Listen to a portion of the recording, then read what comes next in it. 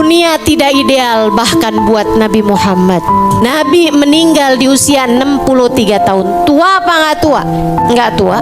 63 tahun teman-teman. Dulu saya kirain kayak tua gitu. Ternyata enggak, suami saya udah mau deket 60 tahun. Liatin suami saya kayak tuaan saya dari dia. Masya Allah. Ternyata nggak tua-tua amat. 63 tahun tuh nggak tua. Tapi Nabi meskipun meninggal di usia 63 tahun sudah menguburkan 6 dari ke-7 putra-putri beliau. Dunia tidak ideal buat Nabi Muhammad. Pantesan yang meninggal duluan bapak apa anak? Bapak, teman-teman. Pantesan yang meninggal duluan ibu apa anak? Ibu, teman-teman saya sekalian.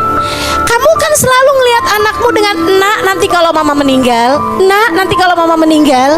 Saudaraku sekalian, Nabi Muhammad nggak bisa bilang begitu kepada anak-anaknya karena semua anak-anaknya Nabi Muhammad sendiri yang menguburkan, kecuali Sayyidah Fatimah yang meninggal 6 bulan sesudah wafatnya Nabi besar Muhammad sallallahu alaihi wasallam. Nabi itu kalau saya liatin tiap sangat dekat sama orangnya meninggal dunia.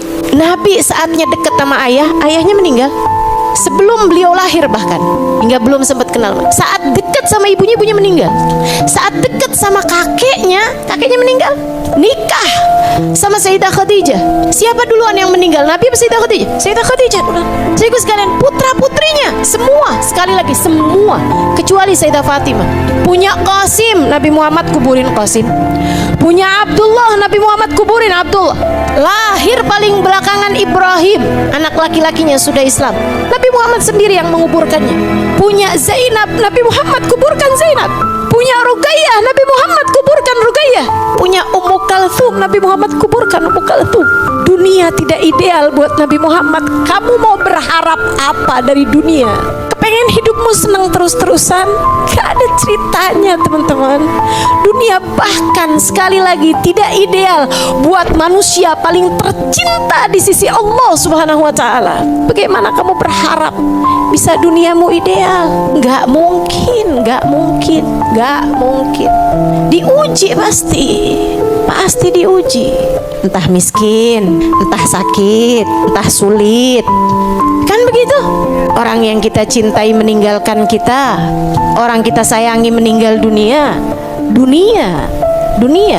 Hakadat dunia.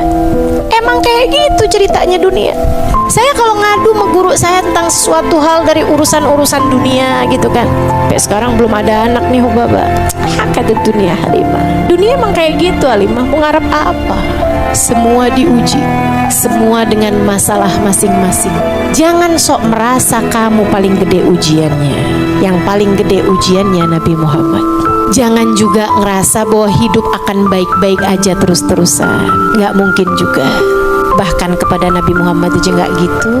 Saya tuh sampai sering mikir loh, kenapa ya Allah tuh ngasih ujian menabi gedenya luar biasa.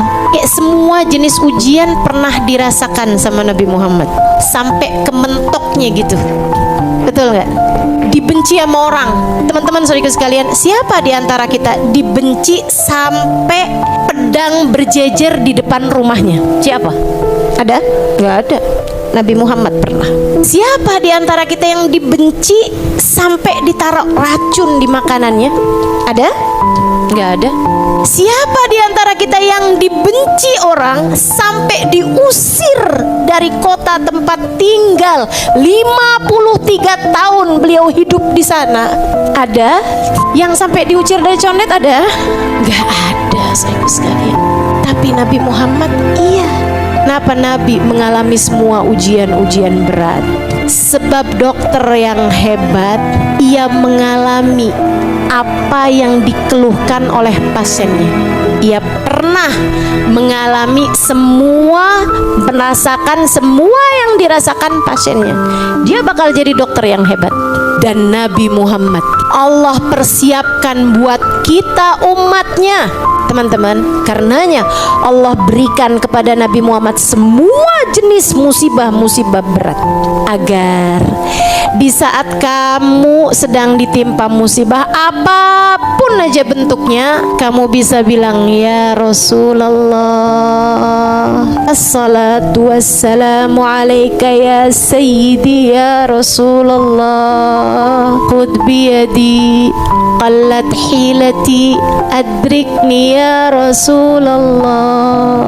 Kita bisa bilang, Allahumma salli ala sayyidina Muhammadin qad daqat hilati adrikni ya Rasulullah. Salawat salam terkhusus untukmu wahai Rasulullah. Qad daqat hilati, telah buntu jalanku, tak tahu lagi harus bagaimana. Adrikni ya Rasulullah, tolong selamatkan aku dengan syafaatmu wahai Rasul.